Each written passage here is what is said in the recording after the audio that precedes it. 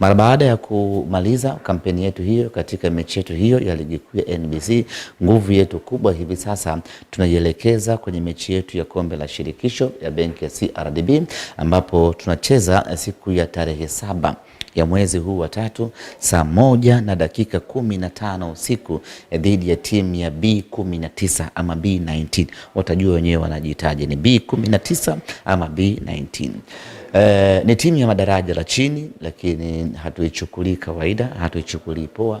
Tunamtazama kama mpinzani tishio, kwa sababu kwenye kombe hili la CRDB Simba tumeweka malengo makubwa ya kuchukua kombe hili. Ukiweka malengo ya kuchukua kombe husika, hautakiwi kumchukulia mpinzani yoyote kawaida. Kwa hiyo tumewekeza nguvu kubwa ya kwenda kucheza na B19 kuhakikisha kwamba tunamfunga na tunakwenda hatua inayofuata. Maandalizi tayari yamekwisha anza na tiketi zinaanza kuuzwa kuanzia hivi sasa, na tiketi ni shilingi 5,000 mzunguko na shilingi 10,000 kwa upande wa VIP.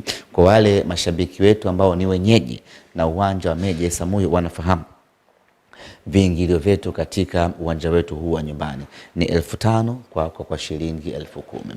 Lakini nichukue nafasi hii kuwaomba wanasimba hivi sasa ya kwamba bado tunajua tuna furaha kubwa ya mchezo uliopita ambao sisi tunaamini tumeshinda mchezo huo, lakini sasa furaha hiyo tuiache na tuelekeze nguvu kubwa katika mchezo wetu huu wa tarehe 7 dhidi ya B19.